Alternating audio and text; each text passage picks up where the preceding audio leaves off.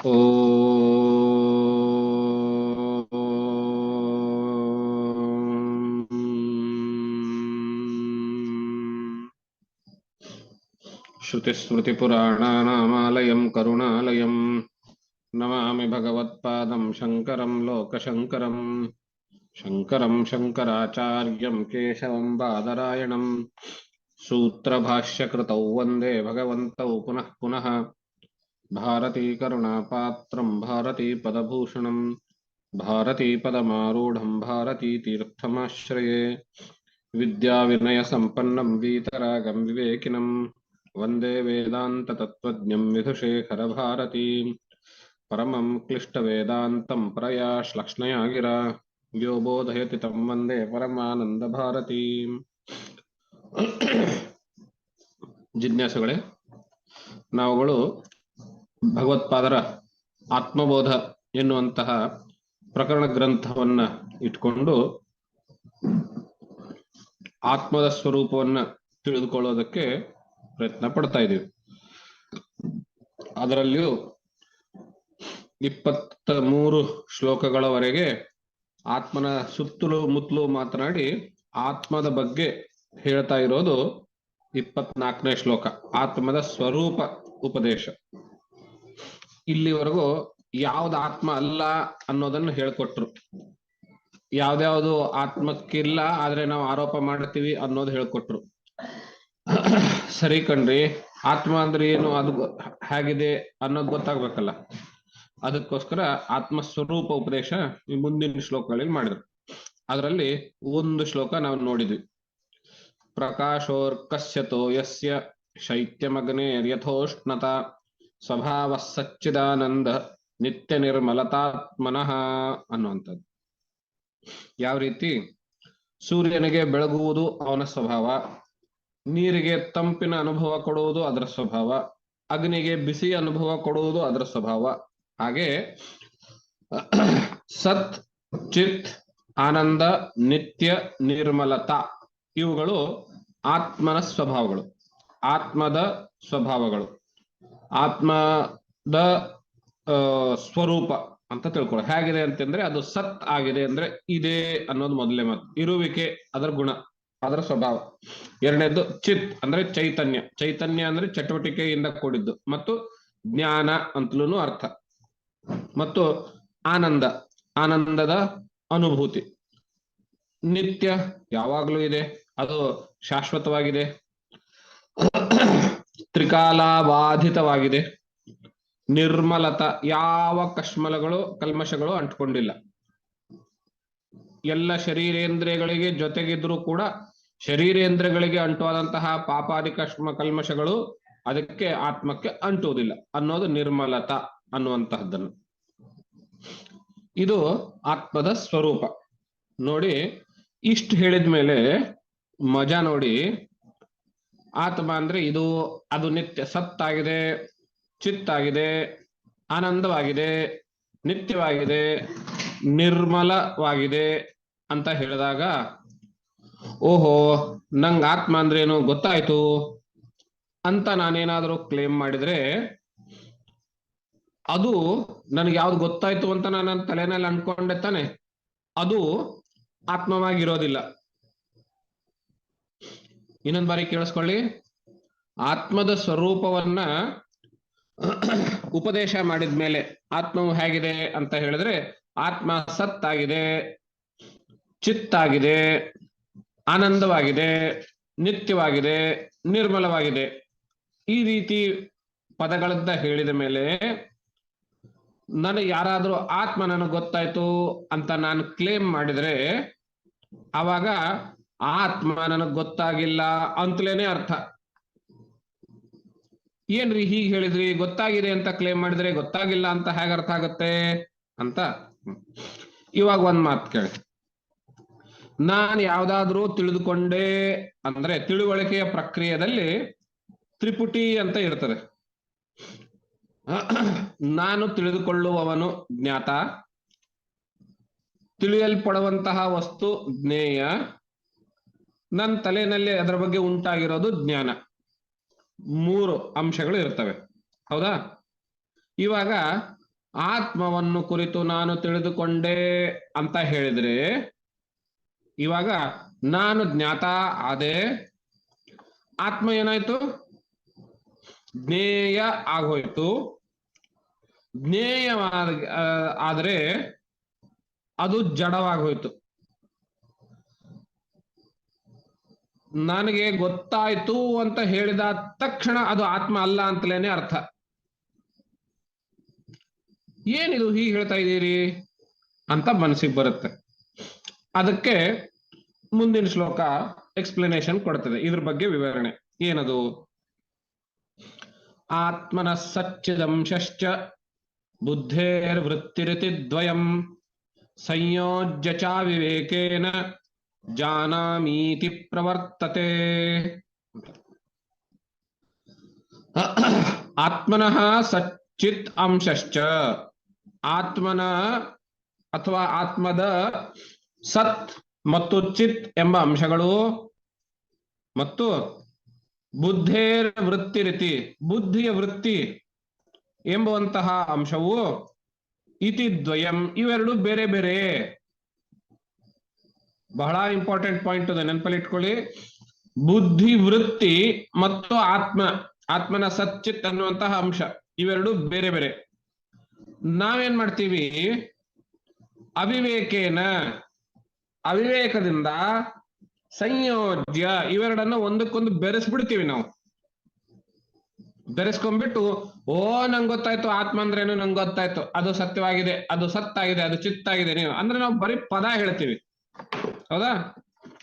ಇವಾಗ ಈ ಶ್ಲೋಕದಲ್ಲಿರುವಂತಹ important point ಏನು ಅಂದ್ರೆ, ಅಂಡರ್ಲೈನ್ ಪಾಯಿಂಟ್ ಅಂದ್ರೆ ವೃತ್ತಿ, ಬುದ್ಧಿ ವೃತ್ತಿ ಅಂತ. ವೃತ್ತಿ ಅಂದ್ರೆ ಏನ್ ಗೊತ್ತೇನು? ನಾನು ಯಾವುದೋ ಒಂದು ನೋಡಿದಾಗ, ಕೇಳಿದಾಗ, ಒಟ್ಟು ಏನಾದ್ರೂ ಒಂದು ತಿಳಿದುಕೊಂಡಾಗ ನನ್ನ ಮನಸ್ಸಿನ ಪರದೆಯ ಮೇಲೆ ಏನೋ ಒಂದು ಚಿತ್ರದ ತರ ಈ ಒಂದು ಇಂಪ್ರೆಷನ್ ಮೂಡುತ್ತೆ. ಅದು ಚಿತ್ರ ಆಗಿರ್ಲಿ, ಒಂದೇನಾದ್ರೂ ದೃಶ್ಯ ಆಗಿರ್ಲಿ, ಶಬ್ದ ಆಗಿರ್ಲಿ, ಏನೋ ಒಂದು ಇಂಪ್ರೆಷನ್ ಮೂಡುತ್ತೆ. ಕೇಳಿದ ತಕ್ಷಣ ತಲೆನಲ್ಲಿ ಏನೋ ಒಂದು ಇಂಪ್ರೆಷನ್ ಉಂಟಾಗುತ್ತೆ. ಹಾಗೆ ಇಂಪ್ರೆಷನ್ ಉಂಟಾದ್ರೆ ಅದಕ್ಕೆ ವೃತ್ತಿ ಅಂತ ಹೆಸರು. ಬುದ್ಧಿಯಲ್ಲಿ ಉಂಟಾದ್ರೆ ತಿಳುವಳಿಕೆ ಅಂತ ಹೆಸರು, ಬುದ್ಧಿ ವೃತ್ತಿ ಅಂತ.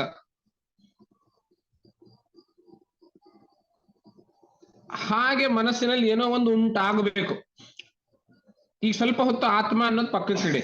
ಇನ್ ಜನರಲ್ ಆಗಿ ನಾನು ಏನಾದ್ರೂ ತಿಳಿದುಕೊಂಡೆ ಅಂತ ಯಾವಾಗ ಕ್ಲೇಮ್ ಮಾಡ್ತೀನಿ ಗೊತ್ತೇನೋ? ನಂಗೆ ಗೊತ್ತಾಯ್ತು, yes yes yes I came to know ಅಂತ ನಾನು ಯಾವಾಗ ಕ್ಲೇಮ್ ಮಾಡ್ತೀನಿ ಗೊತ್ತೇನೋ? ನನ್ನ ತಲೆಯಲ್ಲಿ ಏನೋ ಒಂದು ಹೇಳಿರೋ ಬಗ್ಗೆ ಒಂದು ಇಂಪ್ರೆಷನ್ ಉಂಟಾಗಬೇಕು ತಲೆಯಲ್ಲಿ. ಉಂಟಾದಾಗ ಮಾತ್ರ ಗೊತ್ತಾಯ್ತು ಅಂತ ನಾನು ಕ್ಲೇಮ್ ಮಾಡಬಲ್ಲೆ. ಎಲ್ಲಿವರೆಗೂ ಅದು ನನ್ನ ತಲೆಯಲ್ಲಿ ಒಂದು ಛಾಪು ಮೂಡೋದಿಲ್ವೋ ಅಲ್ಲಿವರೆಗೂ ನಂಗೆ ಗೊತ್ತಾಯ್ತು ಅಂತ ಹೇಳಿ. ಏನ್ ಹೇಳಿದ್ರಿ ನೀವು? ಇನ್ನೊಂದ್ ಬಾರಿ ಹೇಳಿ. ಇನ್ನೊಂದು ಹಾಗ ಈಗ ಗೊತ್ತಾಯ್ತು ಈ ತರ ಹೇಳ್ತೀವಿ. ಅಂದ್ರೆ ಇಂಪ್ರೆಷನ್ ತಲೆನಲ್ಲಿ ಉಂಟಾಗ್ಬೇಕು. ಉದಾಹರಣೆಗೆ ಅಡ್ರೆಸ್ ಕೇಳೋನು ಹೇಳ್ತಾ, ಇದು ಎಲ್ಲಿ ಬರ್ತದೆ ಹೇಳಿ ಅಂತ ಹೇಳಿ. ಅದಾ, ನೀವು 5th ಮೇನ್ ಹೋಗಿ ಅಲ್ಲಿ ಸ್ಟ್ರೈಟ್ ಆಗಿ ಹೋಗ್ಬಿಟ್ಟು second left dead and write. ನಾನು ಇಷ್ಟು ಹೇಳಿದೆ. ಎದುರುಗಡೆ ಇರೋನಿಗೆ ಆ ಏನೋ ಒಂದು ನಕಾಶೆ ತರ ಒಂದು ಚಿತ್ರ ಮನಸ್ಸಿನಲ್ಲಿ ಬರಬೇಕು. ಹೀಗೆ ಹೋದ್ರೆ 5th ಮೇನ್ ಬರುತ್ತೆ, ಹೀಗೆ ಹೋದ್ರೆ ಲೆಫ್ಟ್, ಆಮೇಲೆ ಸೆಕೆಂಡ್ ಲೆಫ್ಟ್, ಆಮೇಲೆ ಡೆಡ್ ಅಂಡ್, ಆಮೇಲೆ ರೈಟ್ ಅಂತ ಒಂದ್ ಏನಾದ್ರೂ ಒಂದ್ ಮನಸ್ಸಿನಲ್ಲಿ ಮೂಡ್ಬೇಕು. ಅಲ್ಲಿವರೆಗೂ ನಂಗೆ ಗೊತ್ತಾಗೋದೇ ಇಲ್ಲ. ಅಲ್ಲಿವರೆಗೂ ನಂಗೆ ಗೊತ್ತಾಯ್ತು ಅಂತ ಹೇಳಲಿಕ್ಕೆ ಆಗೋದಿಲ್ಲ. ಅವಸರದಲ್ಲಿ ಗೊತ್ತಾಯ್ತು ಬಿಡಿ ಅಂತ ಹೇಳ್ತೀನಿ. ಅಲ್ಲಿ ಹೋಗ್ಬಿಟ್ಟು ಆಮೇಲೆ ಮತ್ತೆ ಫೋನ್ ಮಾಡೋದು, ಏನ್ ಹೇಳಿದ್ರಿ ನೀವು? ಸೆಕೆಂಡ್ ಮೇನಾ, ಥರ್ಡ್ ಮೇನಾ, ಹಾಗೆ ಅಂತ ಮತ್ತೆ ಕೇಳೋದು. ಹೀಗೆಲ್ಲ ಆಗುತ್ತೆ. ಇನ್ನೊಂದು ಉದಾಹರಣೆ, ಕ್ಲಾಸಲ್ಲಿ ಕುಳಿತಾಗ ಒಂದೇನೋ ಮೇಷ್ಟ್ರು ಲೆಕ್ಕನೋ ಗಣಿತನೋ ವಿಜ್ಞಾನನೋ ಏನೋ ಒಂದು ಹೇಳ್ತಿರ್ತಾರೆ. ಹೇಳುವಾಗ ನನ್ನ ತಲೆನಲ್ಲಿ ಏನೋ ಒಂದು ಚಿತ್ರ ತರ ನಡೀತಾ ಇರಬೇಕು. ಅವ್ರು ಹೇಳ್ತಾ ಇದ್ದಂಗೆ ಅದಕ್ಕೆ ಸಂಬಂಧಪಟ್ಟಿದ್ದೇ ಇಲ್ಲಿ ತಲೆನಲ್ಲಿ ಬರ್ಬೇಕು. ಉದಾಹರಣೆ, ಶಿವಾಜಿ ಮಹಾರಾಜನು ಇಂತಹ ಯುದ್ಧದಲ್ಲಿ ಈ ಎಲ್ಲ ಸೈನಿಕರನ್ನು ಹೊಡೆದೋಡಿಸಿದ್ನು ಅಂತ ಈಗ ಹೇಳಿದಾಗ ನನ್ನ ತಲೆನಲ್ಲಿ ಶಿವಾಜಿ ಮಹಾರಾಜ್ ಅಂದ್ರೆ ಅವನೊಂದ್ ಗಡ್ಡ ಚಿತ್ರ ನೆನಪು ಬರ್ಬೇಕು, ಖಡ್ಗ ಬರ್ಬೇಕು, ಕುದುರೆ ಮೇಲೆ ನೆನಪಿಗೆ ಬರ್ಬೇಕು, ಸೈನಿಕರು ಆ ಕಡೆ ಈ ಕಡೆ ಹೊರಳಾಡಿ ಬಿದ್ದಿದ್ದು, ಈ ಎಲ್ಲ ಚಿತ್ರಗಳು ನನ್ನ ತಲೆನಲ್ಲಿ ಇಂಪ್ರೆಷನ್ ಬರ್ಬೇಕು. ಹಾಗೆ ಬಂದ್ರೆ ನಂಗದು ಗೊತ್ತಾಯ್ತು ಅಂತ ಹೇಳ್ತೀನಿ. ಅದೇನು ಬರದೇ ಇದ್ರೆ ಏನೋ ಪಾಠ ನಡೀತದೆ, ಏನೋ ನಡೀತಿದೆ ಅಂತ ಆಗತ್ತೆ. ನಂಗೆ ಗೊತ್ತಾಯ್ತು ಅಂತ ಹೇಳಿಕ್ ಆಗೋದೇ ಇಲ್ಲ. ಅಂದ್ರೆ ಇದನ್ನ ವೈಜ್ಞಾನಿಕವಾಗೂ ಹೇಳೋದಾದ್ರೆ ಸರಳವಾಗಿ ನಾವು ದೃಷ್ಟಿಯ ಒಂದು ಉದಾಹರಣೆ ಕೊಡ್ತೀವಿ. ಎದುರುಗಡೆ ಇರೋ ವಸ್ತುವನ್ನ ಆ ವಸ್ತುವಿನ ಪ್ರತಿಬಿಂಬ ಕಣ್ಣಿನ ಅಕ್ಷಿಪಟಲದ ಮೇಲೆ ಬಿದ್ದಾಗ ಅದು ನನಗೆ ಕಾಣಿಸ್ತು ಅಂತ ಕ್ಲೇಮ್ ಮಾಡ್ತೀನಿ ನಾನು. ಹೌದಾ? ಹಾಗೇನೆ ಹೊರಗಡೆಯಿಂದ ಇಂದ್ರಿಯಗಳ ಮೂಲಕ ಒಳಗಡೆ ಹೋಗಿರುವಂತಹ ವಿಷಯ, ಅದರ ಒಂದು ಇಂಪ್ರೆಷನ್ ಬುದ್ಧಿನಲ್ಲಿ ಬಿದ್ರೆ ಮಾತ್ರ ನಾನು ಅದು ಗೊತ್ತಾಯ್ತು ಅಂತ ಕ್ಲೇಮ್ ಮಾಡಬಹುದು. ಹಾಗೆ ಈ ಬುದ್ಧಿನಲ್ಲಿ ಬೀಳುವ ಒಂದು ಇಂಪ್ರೆಷನ್, ಛಾಪು ಏನಿದೆ, ಒಂದೇನೋ ಚಿತ್ರ ತರ ಏನೋ ಒಂದು ಉಂಟಾಗುತ್ತೆ, ಅದು ವೃತ್ತಿ ಅಂತ ಕರೆಸ್ಕೊಳ್ತದೆ. ಹಾಗೆ ಬಿದ್ರೇನೆ ನಂಗೆ ಗೊತ್ತಾಯ್ತು ಅಂತ ಹೇಳಬಹುದು ನಾನು. ಹೌದಾ? ಈಗ ಇಲ್ಲಿವರೆಗೆ ಕ್ಲಿಯರ್ ಆಯ್ತಾ? ಬುದ್ಧಿವೃತ್ತಿ ಅಂದ್ರೆ ಇದು. ಬುದ್ಧಿವೃತ್ತಿ ಅಂದ್ರೆ ತಲೆನಲ್ಲಿ ಏನೋ ಒಂದು ಉಂಟಾಗೋದು, ಅದ್ರದ್ದು ಒಂದು ಪ್ರತಿಬಿಂಬ ಅಂತ ಇಟ್ಕೊಳ್ಳಿ, ಒಂದ್ ಚಿತ್ರ, ಒಂದ್ ಧ್ವನಿ, ಏನೋ ಒಂದು ತಲೆನಲ್ಲಿ ಬರ್ಬೇಕು. ಹಾಗೆ ಬಂದ್ರೆ ಅದಕ್ಕೆ ಬುದ್ಧಿವೃತ್ತಿ ಅಂತ ಹೇಳ್ತೇವೆ. ಅವಾಗ ಆ ವಿಚಾರ ನಂಗೆ ಗೊತ್ತಾಯ್ತು ಅಂತ ಸ್ಪಷ್ಟವಾಗಿ ನಾನು ಕ್ಲೇಮ್ ಮಾಡಬಹುದು. ಹೌದಾ? ಇವಾಗ ಈ ಆತ್ಮ ಸ್ವರೂಪ ಇದೆ ಅಲ್ಲ, ಆತ್ಮ ಸತ್ತಾಗಿದೆ, ಚಿತ್ತಾಗಿದೆ, ಆನಂದವಾಗಿದೆ, ನಿತ್ಯವಾಗಿದೆ ಅಂತ ಹೇಳಿದಾಗ ಏನಾದ್ರೂ ಒಂದು ತಲೆನಲ್ಲಿ ಇಂಪ್ರೆಷನ್ ಅನ್ನೋದು ಬಂತೇನು? ಯಾರಾದ್ರೂ ಒಂದು ಕ್ಷಣ, ಒಂದ್ 30 ಸೆಕೆಂಡ್ ಸಮಯ ತಗೊಳ್ಳಿ, ಸತ್ ಚಿತ್ ಆನಂದ ಅಂದಾಗ ಏನಾದ್ರೂ ಒಂದು ಇಂಪ್ರೆಷನ್ ತರ ತಲೆನಲ್ಲಿ ಬರುತ್ತೇನು?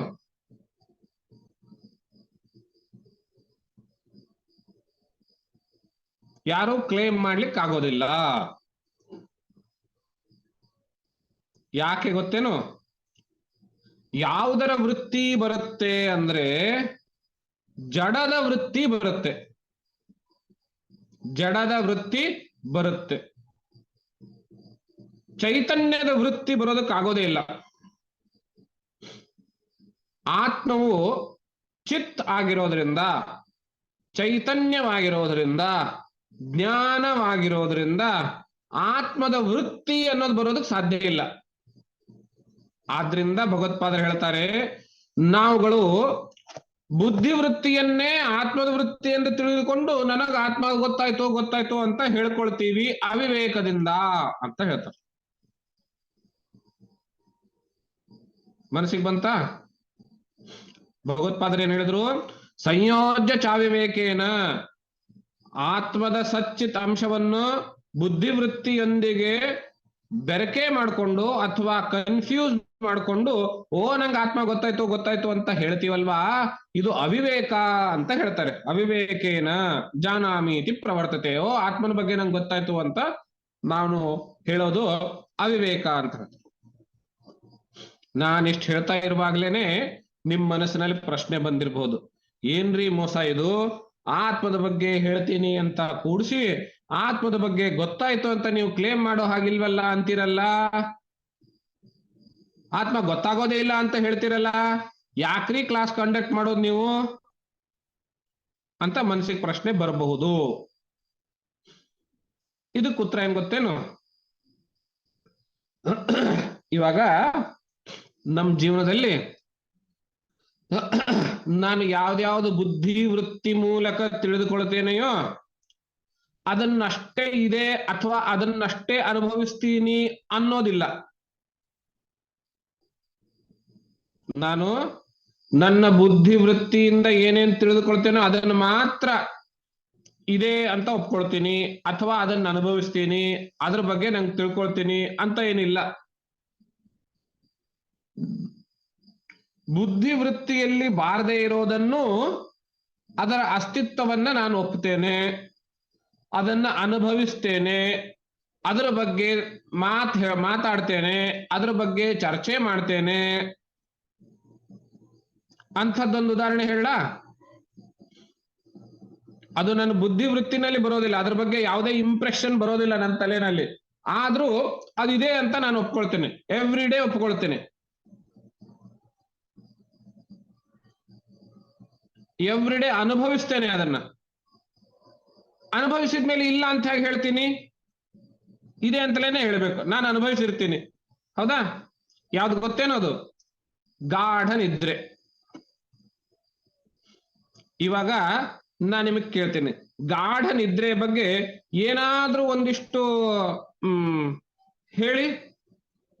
ಅದ್ರ ಬಗ್ಗೆ ಏನಾದ್ರೂ ಒಂದು ಇಂಪ್ರೆಷನ್ ತಲೆಯಲ್ಲಿ ಬರುತ್ತೇನೋ? ಗಾಢ ನಿದ್ರೆ ಅಂದ್ರೆ ಕಪ್ಪಾಗಿದೆ ಹೇಳ್ಬಹುದೇ ನಾವು? ಗಾಢ ನಿದ್ರೆ ಬಗ್ಗೆ ಗುಂಡಗಾಗಿದೆ, ಉದ್ದಾಗಿದೆ, ತೂತಾಗಿದೆ, ಏನಾದ್ರೂ ಹೇಳ್ಬಹುದೇನು? ಗಾಢ ನಿದ್ರೆ ಅಂದ್ರೆ ಏನು ಅಂತ ಪ್ರಶ್ನೆ ಕೇಳಿದ್ರೆ ಏನಾದ್ರೂ ಹೇಳ್ಬಹುದೇನು ನಾವು? ಗಾಢ ನಿದ್ರೆ ಅಂದ್ರೆ ಗಾಢ ನಿದ್ರೆ ಅಷ್ಟೇನೆ.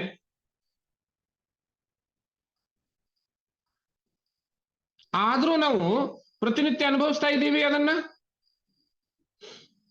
ಒಬ್ನು ಯೋಚನೆ ಮಾಡಿದಂತೆ, ಗಾಢ ನಿದ್ರೆ ನಿದ್ರೆ ಅಂದ್ರೆ ಏನು, ಅದು ಹೇಗ್ ಬರುತ್ತೆ, ಎಲ್ಲಿಂದ ಬರುತ್ತೆ, ಶರೀರದ ಯಾವ ಭಾಗದಿಂದ ತಲೆಯಲ್ಲಿ ಒಳಗಡೆ ಹೋಗುತ್ತೆ, ಯಾವ ರೂಪದಿಂದ ಬರುತ್ತೆ, ಯಾವ ಬಣ್ಣದಲ್ಲಿ ಬರುತ್ತೆ, ಅದನ್ನೆಲ್ಲವನ್ನು ನಾನು ಇವತ್ತು ಕಂಡು ಹಿಡ್ಕೊಳ್ತೇನೆ ಅಂತ ಸುತ್ತಮುತ್ತಲು ಎಲ್ಲ ಕ್ಯಾಮ್ರಾಗಳನ್ನ ಹಾಕಿ, high definition camera, slow motion camera, ಏನೇನು ಹಾಕ್ಬೇಕು ಎಲ್ಲವನ್ನ ಹಾಕಿಬಿಟ್ಟು ಇನ್ಸ್ಟ್ರೂಮೆಂಟ್ ಅದು ಇದು ಏನೇನೆಲ್ಲ ಇಟ್ಕೊಂಡು ಅದನ್ನ ಹೇಗಿರ್ಬೇಕು ಇವತ್ತು ಬರ್ಕೊಂಡ್ ಬಿಡ್ಬೇಕು ಅಂತ ನೋಟ್ಸ್ ಪೆನ್ನು ಎಲ್ಲ ಇಟ್ಕೊಂಡು ಕೂತ.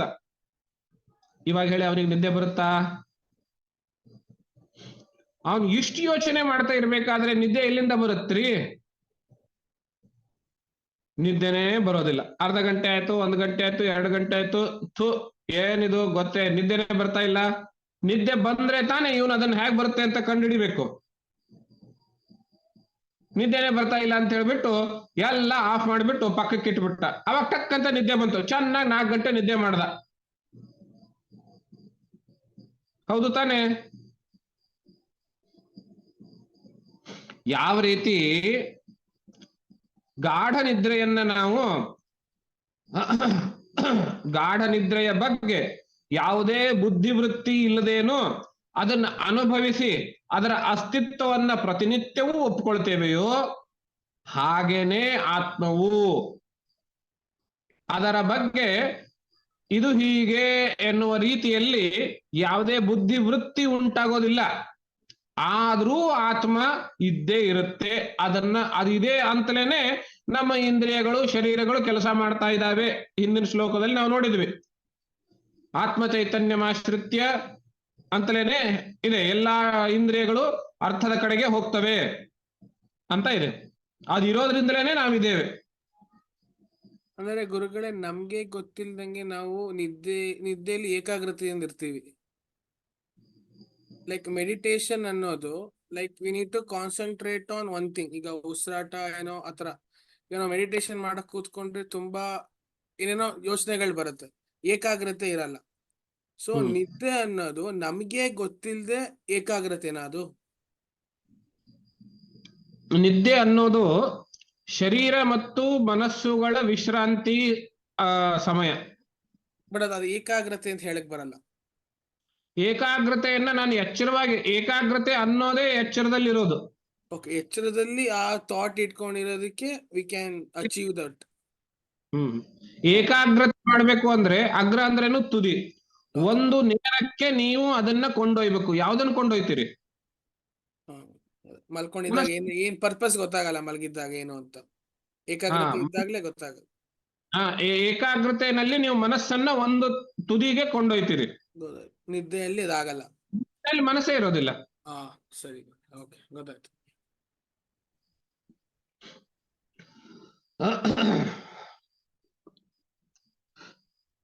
ಸೊ ಯಾವ ರೀತಿ ಗಾಢ ನಿದ್ರೆಯನ್ನ ಯಾವುದೇ ಬುದ್ಧಿವೃತ್ತಿ ಬಾರದೇ ಇದ್ರೂ ಅದನ್ನ ಅನುಭವಿಸಿ ಅದನ್ನ ಒಪ್ಪಿಕೊಳ್ತೇವೆಯೋ, ಹಾಗೇನೆ ಆತ್ಮವೂ ಕೂಡ ಬುದ್ಧಿವೃತ್ತಿಗೆ ನಿಲುಕೋದಲ್ಲ, ಬುದ್ಧಿವೃತ್ತಿಯಲ್ಲಿ ಸಿಗೋದಲ್ಲ, ಬುದ್ಧಿಯಲ್ಲಿ ಒಂದು ಚಿತ್ರ ತರ ಒಂದು ಇಂಪ್ರೆಷನ್ ತರ ಏನೋ ಬರೋದಲ್ಲ. ಆದ್ರೂ ನಾವು ಕೆಲವೊಂದು ಬಾರಿ ಬುದ್ಧಿವೃತ್ತಿಯನ್ನೇ ಆತ್ಮದ ತಿಳುವಳಿಕೆ ಎಂಬುದಾಗಿ ತಪ್ಪು ತಿಳ್ಕೊಳ್ತೇವೆ. ಬುದ್ಧಿವೃತ್ತಿಯನ್ನೇ, ಬುದ್ಧಿಯಲ್ಲಿ ಏನೋ ಒಂದು ವೃತ್ತಿ ಉಂಟಾಗಿರುತ್ತೆ, ಇದೇ ಆತ್ಮ ಅಂತ ನಾವು ಭಾವಿಸ್ಕೊಳ್ತೇವೆ. ಈ ಶ್ಲೋಕದ ಮೂಲಕ ಭಗವತ್ಪಾದರು ಒಂದು ಎಚ್ಚರಿಕೆಯನ್ನು ಕೊಡ್ತಾ ಇದ್ದಾರೆ. ಯಾರಿಗಾದ್ರೆ ಬುದ್ಧಿನಲ್ಲಿ ಆತ್ಮದ ಬಗ್ಗೆ ಏನಾದ್ರೂ ಒಂದು ವೃತ್ತಿ ಅಂತ ಉಂಟಾಯ್ತು ಅಂದ್ರೆ ಅದು ಆತ್ಮ ಅಲ್ಲ, ಖಂಡಿತವಾಗಿ ತಿಳಿದುಕೊಳ್ಳಿ ಎಂಬುದಾಗಿ ಭಗವತ್ಪಾದರು ಹೇಳ್ತಾ ಇದ್ದಾರೆ. ಯಾಕೆಂದ್ರೆ ಆತ್ಮ ವೃತ್ತಿ ರೂಪದಲ್ಲಿ ಬರೋದಕ್ಕೆ ಸಾಧ್ಯವೇ ಇಲ್ಲ. ಅದೇನು ಹಾಗಿದೆ ಹೀಗಿದೆ ಅಂತ ಹೇಳಲಿಕ್ಕೆ ಆಗೋದಿಲ್ಲ. ಇದು ಎಷ್ಟು ಸೂಕ್ಷ್ಮವಾದ ವಿಚಾರ ಅಂತ ಹೇಳಿದ್ರೆ, ಅಂದ್ರೆ ಆತ್ಮವು ವೃತ್ತಿ ರೂಪದಲ್ಲಿ ಬರೋದಿಲ್ಲ ಅನ್ನೋದು ಅದು ಗೊತ್ತಾಯ್ತು ಅಂತ ಹೇಳ್ತಾ ತಕ್ಷಣ ಅದು ಆತ್ಮ ಅಲ್ಲ. ಯಾಕಂದ್ರೆ ಗೊತ್ತಾಯ್ತು ಅಂದ್ರೆ ನಾನು ತಿಳಿದುಕೊಂಡೆ ಅಂದ್ರೆ ಅದು ತಿಳಿಯಲ್ಪಡತಕ್ಕದ್ದು ಅಂದ್ರೆ ಅದು ಜ್ಞೇಯ. ನಾನು ಯಾವಾಗ ಆತ್ಮಜ್ಞಾನ ಉಂಟಾಯ್ತು ಅಂತ ಹೇಳಿದ್ರೆ ಅದು ಆತ್ಮ ಅಲ್ವೇ ಅಲ್ಲ. ಯಾಕಂದ್ರೆ ಆತ್ಮವು ಜ್ಞಾನ ಸ್ವರೂಪ. ತಿಳಿದುಕೊಂಡೆ ಅಂದ್ರೆ ಅದು ಜ್ಞೇಯವಾಗಿ ಹೋಯ್ತು. ವಿಜ್ಞಾನ ಏನಿದೆ ಅಲ್ಲ, ಆಧುನಿಕ ವಿಜ್ಞಾನ, ಅದು ಹೀಗೆ ಕೆಲಸ ಮಾಡ್ತದೆ. ಯಾವುದೇ ವಿಜ್ಞಾನ ಇಟ್ಕೊಂಡು ಅದು ಹೀಗೆ ಕೆಲಸ ಮಾಡ್ತದೆ. ಈಗ ಸೈಕಾಲಜಿ ಬಿಹೈಂಡ್ ಸೈನ್ಸ್, ವಿಜ್ಞಾನ ಹೇಗೆ ಯೋಚನೆ ಮಾಡುತ್ತೆ, ಒಂದು ಏನೋ ರಹಸ್ಯ ಹುಡ್ಕೊಂಡು ಹೋಗುತ್ತೆ. ಉತ್ತರ ಗೊತ್ತಾದ ತಕ್ಷಣ ನಿಂತು ಬಿಡಬೇಕು, ಮತ್ತೆ ಯಾಕೆ ಮುಂದುವರಿಸಬೇಕು ಸಂಶೋಧನೆಯನ್ನ?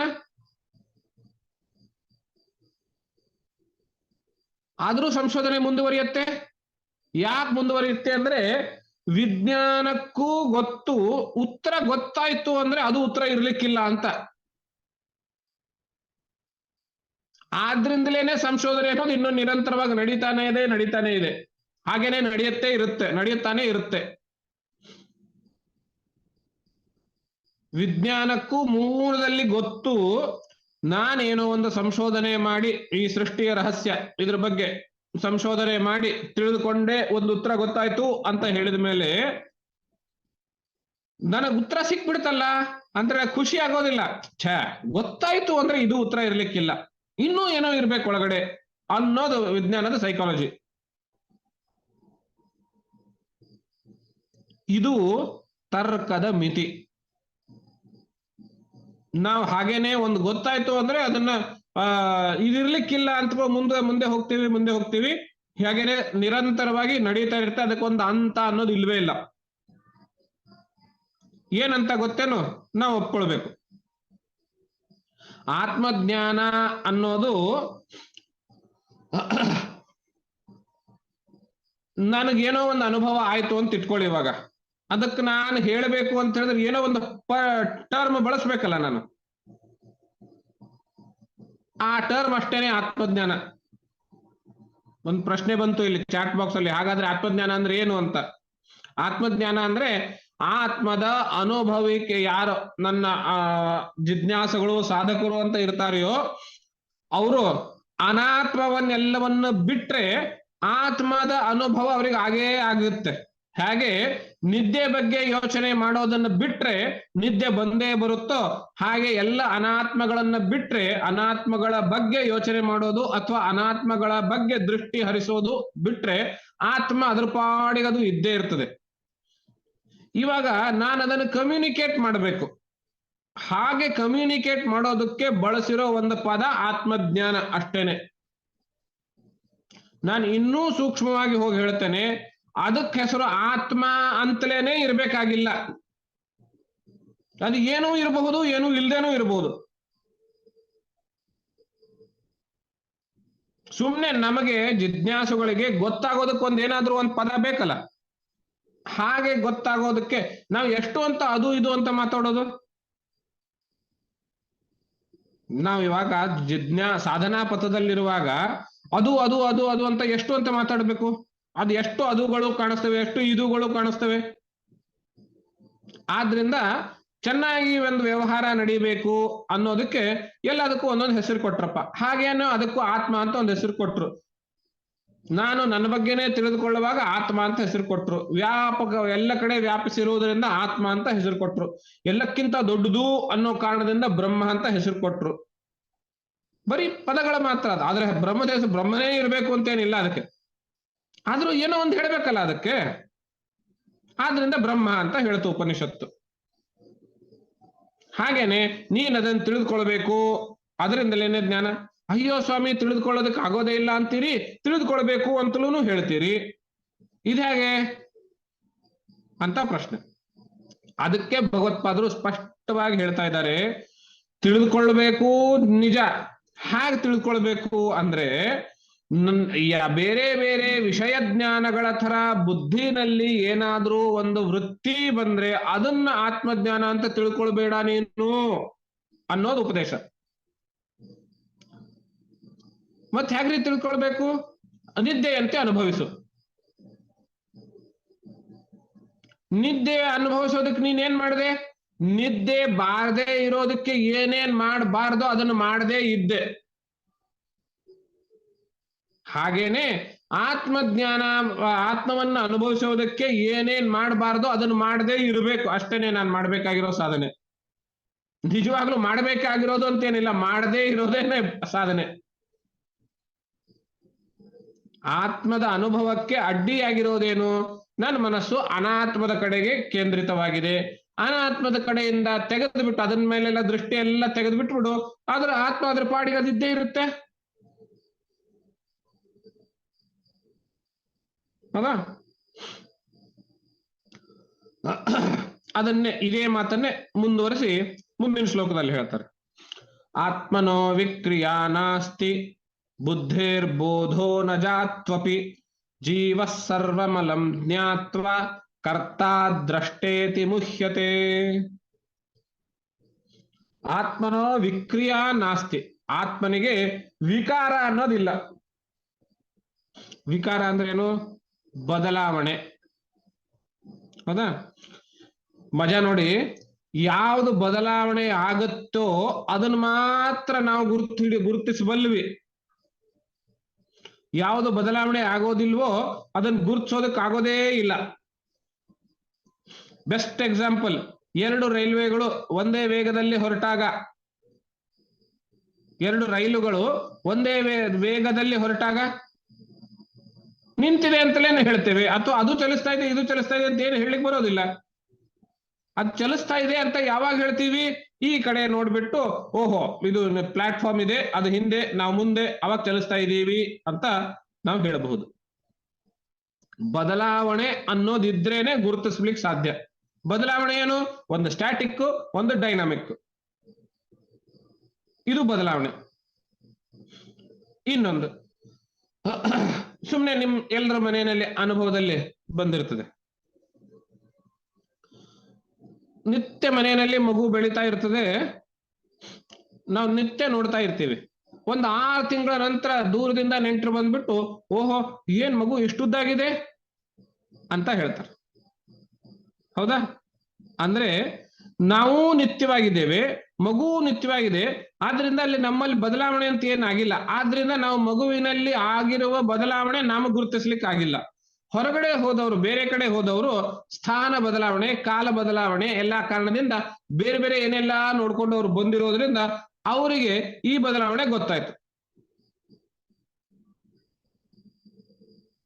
ಆಗುತ್ತೆ ನಮ್ಮ ಜೀವನದಲ್ಲಿ ನಮ್ಗೆ ಗೊತ್ತೇ ಆಗೋದಿಲ್ಲ ಮಗು ದೊಡ್ಡದಾಗಿರೋದು. ಹಾಗೆ ಅಂದ್ರೆ ಯಾವುದು ಬದಲಾವಣೆ ಆಗುತ್ತದೆಯೋ ಅದನ್ನು ಮಾತ್ರ ನಾವು ಗುರುತಿಸಬಲ್ಲವಿ. ಯಾವುದು ಬದಲಾವಣೆ ಆಗೋದೇ ಇಲ್ವೋ ಅದನ್ನು ಗುರುತಿಸೋದಕ್ಕೆ ಆಗೋದಿಲ್ಲ ಅಂದ್ರೆ ಆಗೋದೇ ಇಲ್ಲ. ತೈತ್ರಿಯ ಉಪನಿಷತ್ತಲ್ಲಿ ಬ್ರಹ್ಮದ ಲಕ್ಷಣ ಹೇಳುವಾಗ ಬ್ರಹ್ಮದ ಮೊದಲನೇ ಲಕ್ಷಣವೇ ಬದಲಾವಣೆ ಆಗದೇ ಇರೋದು, ಸತ್ಯಂ ಅಂತ. ಸತ್ಯಂ ಜ್ಞಾನಂ ಅನಂತಂ ಬ್ರಹ್ಮ ಅಂತ ಹೇಳಿದ್ರು ತಾನೆ. ಸತ್ಯಂ, ಸತ್ಯಂ ಅಂದ್ರೆ ಬದಲಾವಣೆ ಆಗದೇ ಇರೋದು. ಭಗವತ್ಪಾದರು ಏನ್ ಹೇಳಿದ್ರು? ಯದ್ರೂಪೇಣ ಯನ್ನಿಶ್ಚಿತಂ ತದ್ರೂಪಂ ಯತ್ ನ ವ್ಯಭಿಚರತಿ ತತ್ ಸತ್ಯಂ. ಸತ್ಯ ಅಂದ್ರೆ ಒಂದು ಬಾರಿ ಹೀಗೆ ಅಂತ ತೋರಿಸಿಕೊಂಡ ಮೇಲೆ ಯಾವತ್ತಿಗೂ ಬದಲಾವಣೆ ಆಗೋದಿಲ್ವೋ ಅದು ಸತ್ಯ ಅಂತ ಹೇಳಿದ್ರು.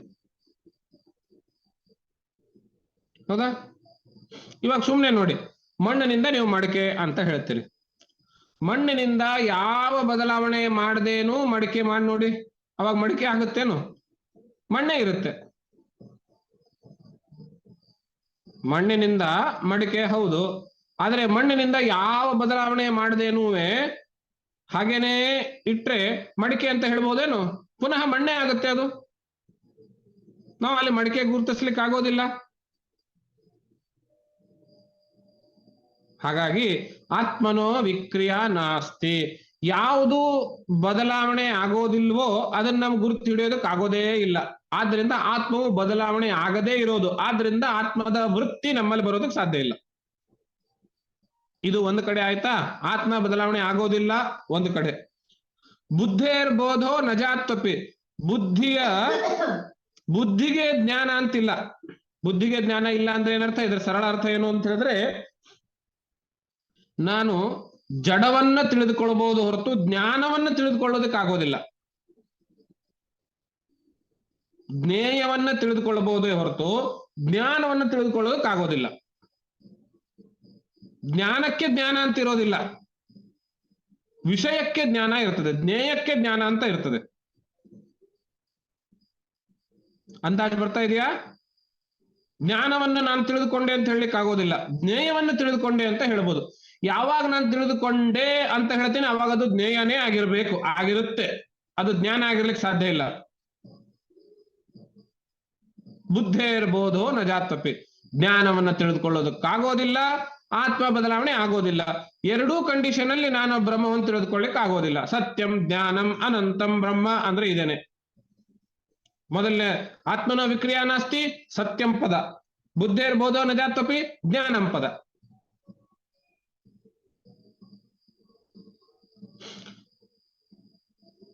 ಬರ್ತಾ ಇದೆಯಾ? ಅಂದಾಜು ಬರ್ತಾ ಇದೆಯಾ? ಏನೋ ಒಂದು ಫ್ಲಾಶ್ ಆಯ್ತು ಚಾಟ್ ಬಾಕ್ಸ್ ಅಲ್ಲಿ.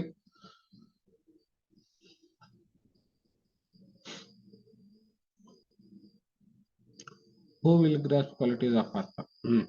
ಗ್ರಾಸ್ಪ್ ಮಾಡ್ಲಿಕ್ಕೆ ಆಗೋದಿಲ್ಲ. ನಾವು ಗ್ರಾಸ್ಪ್ ಮಾಡೋದು ಅಂತ ಏನಿರೋದಿಲ್ಲ ಅದ್ರಲ್ಲಿ. ಹೂ ವಿಲ್ ಗ್ರಾಸ್ಪ್ ಅಂತ ಇಲ್ಲ. ಗ್ರಾಸ್ಪ್ ಮಾಡ್ಲಿಕ್ಕೆ ಬಂತು ಅಂತ ಹೇಳಿದ್ರೆ ಪುನಃ ಅದು ವೃತ್ತಿ ಅಂತ ಆಯ್ತು, ಬರೋದಿಲ್ಲ. ನಾವ್ ಏನ್ ಮಾಡ್ಬೇಕು? ಈಗಲೇ ಹೇಳಿದ್ನಲ್ಲ, ನಾವು ಏನ್ ಮಾಡಬಾರ್ದು ಅದನ್ನ ಮಾಡದೇ ಇದ್ರೆ ಸಾಕು. ಆತ್ಮವನ್ನ ತಿಳಿದುಕೊಳ್ಳೋದಕ್ಕೆ ಏನ್ ಮಾಡಬಾರ್ದು ಅದನ್ನ ಮಾಡದೇ ಇದ್ರೆ ಸಾಕು. ಹೂ ವಿಲ್ ಗ್ರಾಸ್ಪ್ ಅಂತ ಕೇಳುವ ಮೂಲಕ ನಮಗಾಗ್ಲಿಕ್ಕಿಲ್ಲ, ಬೇರೆ ಯಾರಿಗೋ ಒಬ್ರಿಗೆ ಆಗುತ್ತೆ ಅಂತ ಹೇಳಿದ್ರೆ ಅವರಿಗೂ ಆತ್ಮದ ವೃತ್ತಿ ಅನ್ನೋದೇ ಬರಬೇಕಲ್ಲ. ಅವ್ರಿಗೆ ಬರುತ್ತೆ ಅಂತ ಆಗುತ್ತೆ. ಭಗವತ್ಪಾದ ಹೇಳ್ತಾ ಇದ್ದಾರೆ, ಉಪನಿಷತ್ ಹೇಳ್ತಾ ಇದೆ, ಆತ್ಮದ ವೃತ್ತಿ ಬರೋದೇ ಇಲ್ಲ.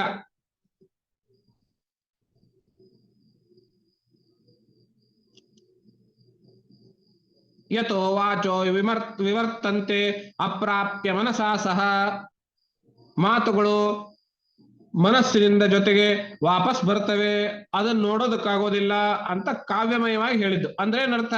ಮಾತಿನಲ್ಲಿ ಬರಳಿಸ್ಲಿಕ್ಕೆ ಆಗೋದಿಲ್ಲ, ಮನಸ್ಸಿನಿಂದ ತಿಳಿಯೋದಕ್ಕಾಗೋದಿಲ್ಲ. ಯಾಕೆಂದ್ರೆ ವೃತ್ತಿನೇ ಬರೋದಿಲ್ಲ. ಆದ್ಮೇಲೆ ಯಾಕೆ ವೃತ್ತಿ ಬರೋದಿಲ್ಲ? ಅದು ಬದಲಾವಣೆ ಆಗೋದಿಲ್ಲ. ಒಂದು. ಎರಡನೇದು, ಅದು ಜ್ಞೇಯ ಅಲ್ಲ ವೃತ್ತಿ ಬರೋದಕ್ಕೆ, ಅದು ಜ್ಞಾನ.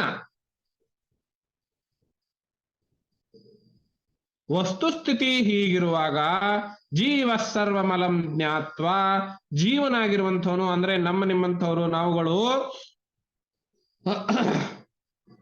ಸರ್ವಮಲಂ ಜ್ಞಾತ್ವ,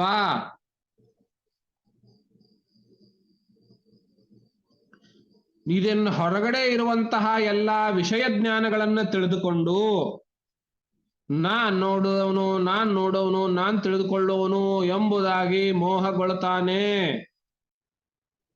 ಕರ್ತ ದೃಷ್ಟೇತಿ ಮುಹ್ಯತೆ, ಹೊರಗಡೆ ಇರೋದೆಲ್ಲ ತಿಳ್ಕೊಂಡು ನಾನ್ ತಿಳ್ಕೊಳ್ತಾ ಇದ್ದೀನಿ ಅಂತೆಲ್ಲ ಮಾತಾಡ್ತಾನೆ. ಹೊರಗಡೆ ವಿಷಯ ನೀನ್ ತಿಳ್ಕೊಳ್ಬೋದು ಹೊರತು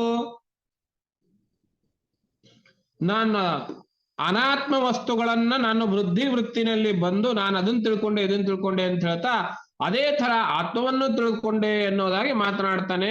ಅದು ಆತ್ಮಜ್ಞಾನ ಆಗಿರೋದಿಲ್ಲ, ಅನಾತ್ಮ ಜ್ಞಾನ ಆಗಿರ್ತದೆ. ಅನಾತ್ಮ ಜ್ಞಾನವನ್ನೇ ಆತ್ಮಜ್ಞಾನ ಎಂಬುದಾಗಿ ಭ್ರಮಿಸಿಕೊಳ್ತಾನೆ, ಮೋಹಿತಗೊಳ್ತಾನೆ.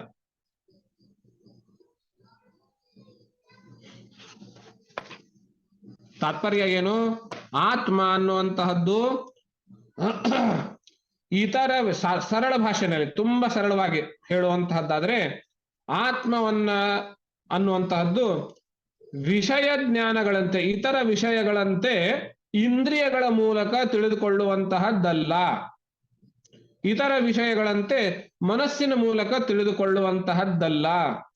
ಅದೇನಿದ್ರೂ ಅನುಭವಿಸುವಂತಹದ್ದು, ಅನುಭವಿಸಲ್ಪಡುವಂತಹದ್ದು.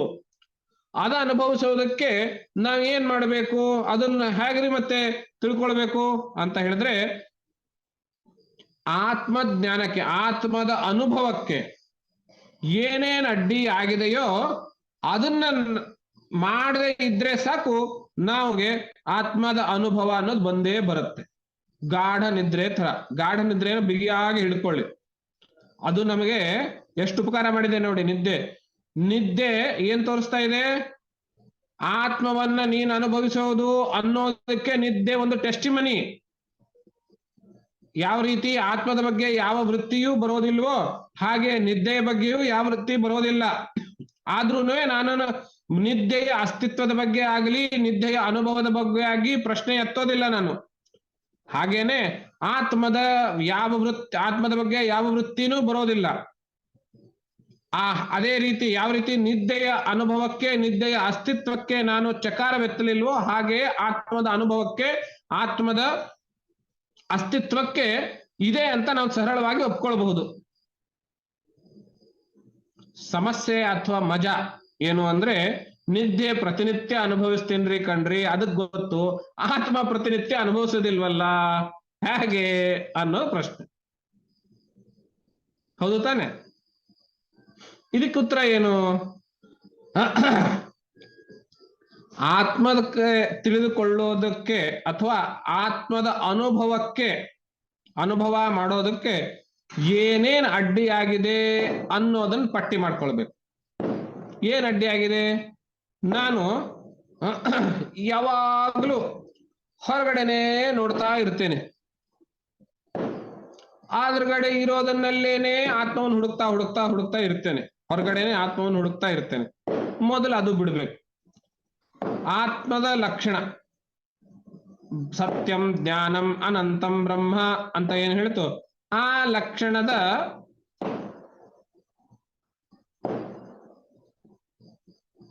ವಾಚ್ಯಾರ್ಥ ಮತ್ತು ಅದರ ಒಳಗಡೆ ಇರೋ ಅರ್ಥ, ನೇರವಾದ ಅರ್ಥ ಅಲ್ಲ, ಅದರ ಒಳಗಡೆ ಇರುವಂತಹ ಅರ್ಥ.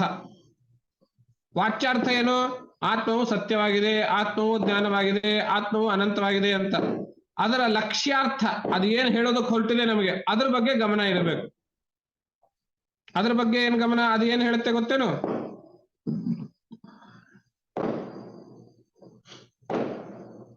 ಆತ್ಮವು ಸತ್ಯವಾಗಿದೆ ಅಂತ ಹೇಳಿದ್ರೆ, ಸತ್ಯ ಅಂದ್ರೆ ಬದಲಾವಣೆ ಆಗದೇ ಇರೋದು.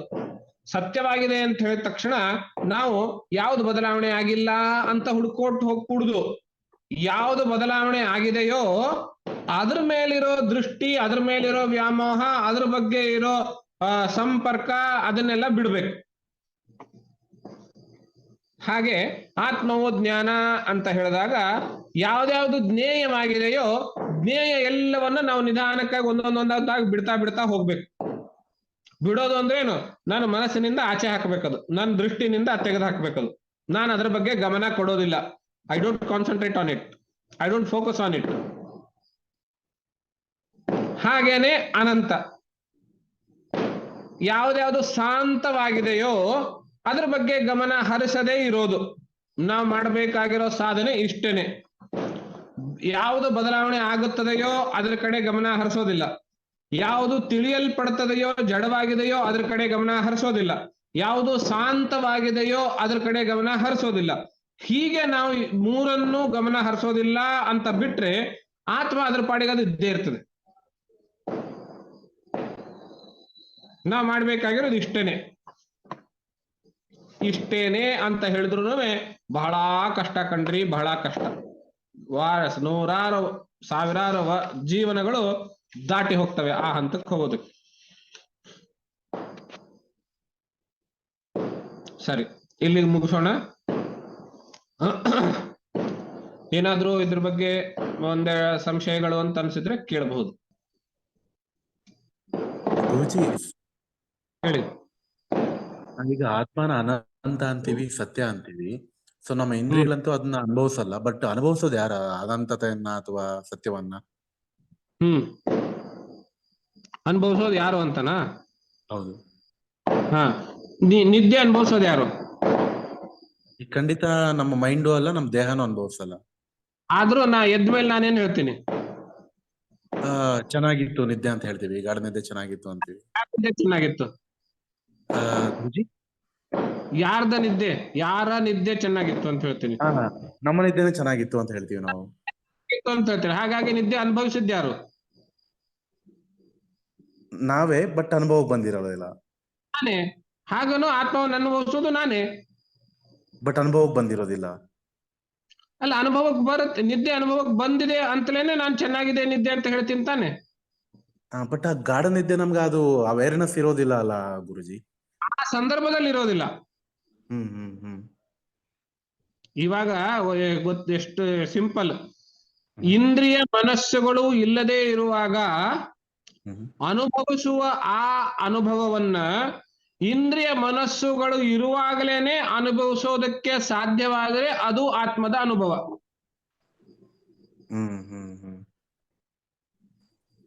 ಇದಕ್ಕೆ ರಮಣ ಮಹರ್ಷಿಗಳು ಎಚ್ಚರದ ನಿದ್ರೆ ಅಂತ ಹೆಸರು ಕೊಟ್ಟಿದ್ರು.